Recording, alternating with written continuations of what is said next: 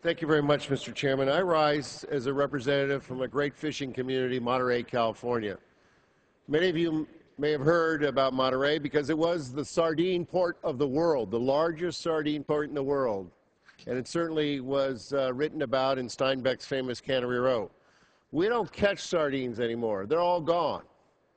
We fished them all out, destroyed an entire industry, and no programs there to help people in the 1950s when that whole Cannery Row closed down. It's late at night. Let's give the gentleman the attention he deserves. It is correct. The committee will be in order. I'd ask members to take their conversations off the floor. And it was devastating. Gentlemen will suspend. The committee will be in order. Gentleman's recognized. Thank you, Mr. Chairman. It took about 50 years to rebuild it as a tourist industry, but the sensitivities of all the Italian and Portuguese fishermen that were in that community are still there today. We have a catch share program on the West Coast, and people endorse it wholeheartedly. I've been listening to this debate, and unfortunately, the debate hasn't really gone to the amendment. Let me read what the amendment is. None of the funds available in this act may be used to develop, approve, or implement any new limited access privilege program.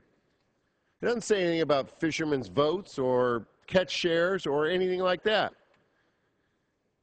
This is just taking a tool out of the toolbox and saying you can't even use it. You cannot use it. There hasn't been a program developed, approved, or implemented yet. So why are we trying to say you can't use any of these funds to go and do that? Because that process is a bottoms up. That's the way it was worked out in all of these fisheries. So we're taking a meat axe to a really a weak fish, a delicate fish. We're taking a meat axe to a delicate fish. And I think the process here of Congress is overreaching. It's prohibiting a tool to be used to work out with local fishermen. All the things that General Lady from Maine said were, in fact, fishermen want to be able to have a certainty that they can go out and fish within the quota. They don't want to have to go out because the season's so short, they got to go out when the storms are high because that's the window and risk their lives. They want to be able to have more. If all the fish are caught at the same time, the price from fish goes down. This way it can spread it out. So as you've heard, revenue goes up for fishermen. They have a sustainability. The fishery doesn't get pounded so hard. It can replenish itself.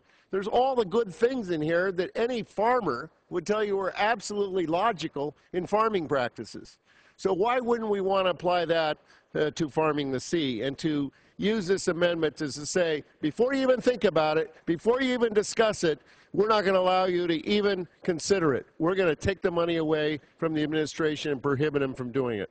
Don't leap before you look. It is not broken. It does not need to be fixed yet. Thank you. Gentleman yields back his time.